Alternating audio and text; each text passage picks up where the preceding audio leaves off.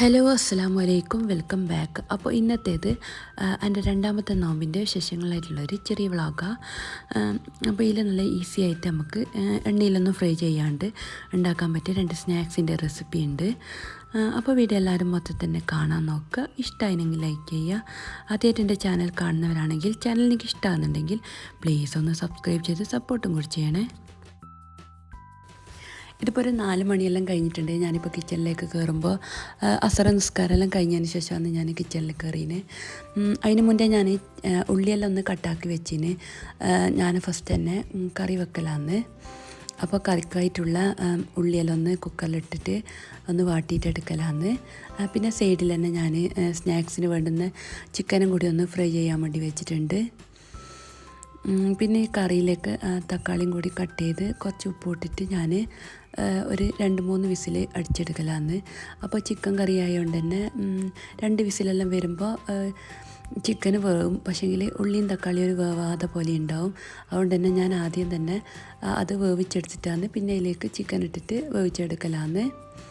ഇനിയിപ്പോൾ അതാ ഞാൻ സ്നാക്സ് ആക്കാൻ വേണ്ടിയിട്ട് ഉള്ളിയിലൊന്ന് വാട്ടിയെടുക്കലാന്ന്. അപ്പോൾ ഈ മസാലക്ക് ഉള്ളി വാട്ടുമ്പോൾ ഉള്ളി നല്ലോണം തന്നെ ഒന്ന് വാടി വരാൻ വേണ്ടിയിട്ട് നോക്കുക. ഇനിയിപ്പോൾ ഇതിലേക്ക് മസാല പൗഡറെല്ലാം ചേർക്കലാന്ന്. ഞാനിപ്പോൾ ഇതിലേക്ക് മഞ്ഞൾപ്പൊടിയും ഗരം മസാലയും മാത്രമേ ഇടുന്നുള്ളൂ. മുളക് പൊടി ഇട്ട് കൊടുത്തിട്ടില്ല. പിന്നെ നിങ്ങൾക്ക് കളറിന് വേണമെങ്കിൽ മുളക് പൊടി കുറച്ചുകൂടി ഇട്ട് കൊടുക്കുക.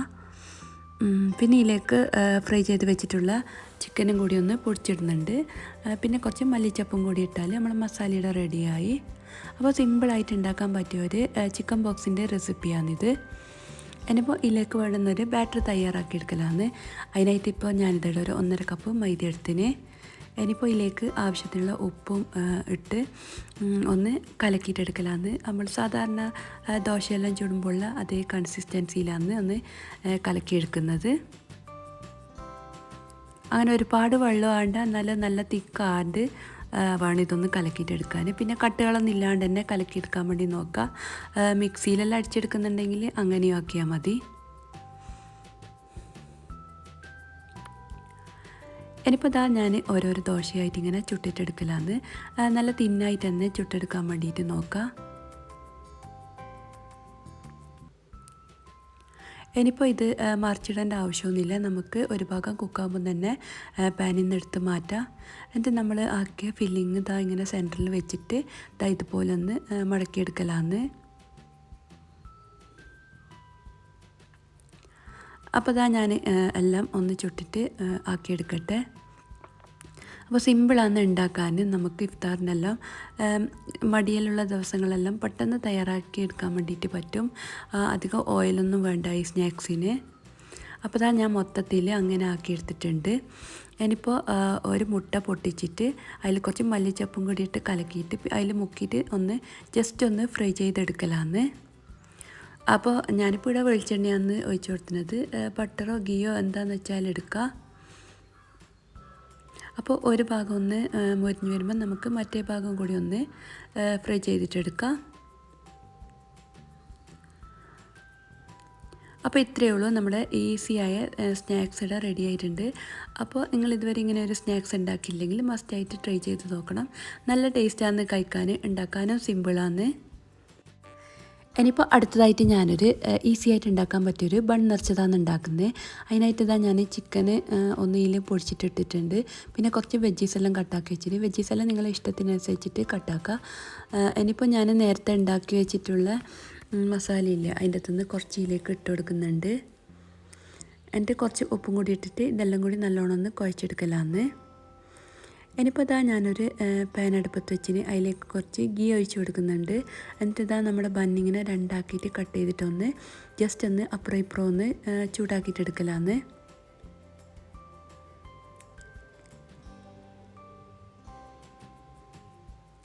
അപ്പോൾ ഒരു ഭാഗം മൊരിഞ്ഞ് വരുമ്പോൾ മറ്റേ ഭാഗം കൂടി ഒന്ന് വേവിച്ചിട്ടെടുക്കലാന്ന്.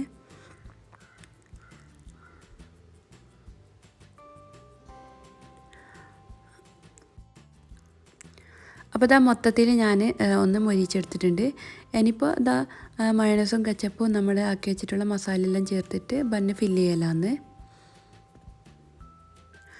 അപ്പോൾ സിമ്പിളാണ് ഉണ്ടാക്കാൻ, നല്ല ടേസ്റ്റും തന്നെയാണ്. അപ്പോൾ ഓയിലൊന്നും ഫ്രൈ ചെയ്യുകയും ചെയ്യേണ്ട, നമുക്ക് പെട്ടെന്ന് തയ്യാറാക്കി എടുക്കാൻ പറ്റിയ നല്ല ടേസ്റ്റി ആയിട്ടുള്ളൊരു സ്നാക്സായത്. അപ്പോൾ ഇതാ എൻ്റെ സ്നാക്സ് ഇവിടെ റെഡി ആയിട്ടുണ്ട്. പിന്നെ ഞാൻ ഫസ്റ്റ് ഈ സ്നാക്സ് ആണ് ആക്കിയത്, പിന്നെയാണ് ചിക്കൻ ബോക്സ് ആക്കിയത്. അപ്പോഴേക്ക് ഇതാ നമ്മുടെ കറിയെല്ലാം വെന്ത് വന്നിട്ടുണ്ട്. ഇനിയിപ്പോൾ ഞാനിത് ഈ കുക്കറിൽ നിന്ന് മാറ്റിയിട്ട് വേറെ പാത്രത്തിലൊന്ന് ഒഴിച്ച് വെക്കുന്നുണ്ട്.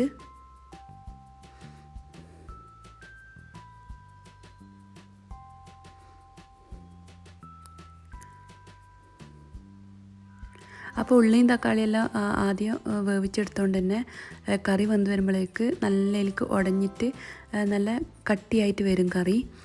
അപ്പോൾ നിങ്ങൾ ഇതുപോലെ ചിക്കൻ കറി ഉണ്ടാക്കി നോക്കിയിട്ടില്ലെങ്കിൽ ഉണ്ടാക്കി നോക്കാൻ നല്ല ടേസ്റ്റാണ്.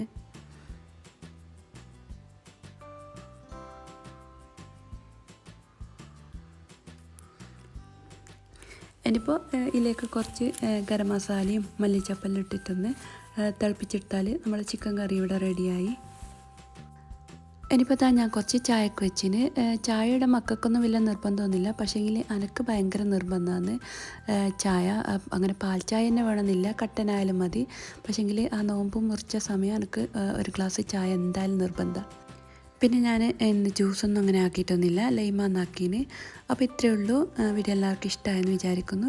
ഇഷ്ടമായ ലൈക്ക് ചെയ്യുക, ഷെയർ ചെയ്യുക, സബ്സ്ക്രൈബ് ചെയ്ത് കാണാത്തവരാണെങ്കിൽ പ്ലീസ് ഒന്ന് സബ്സ്ക്രൈബ് ചെയ്ത് സപ്പോർട്ടും കൂടി ചെയ്യുക. അപ്പോൾ വീണ്ടും നല്ലൊരു വീഡിയോ ആയിട്ട് വരുന്നത് വരെ ബൈ.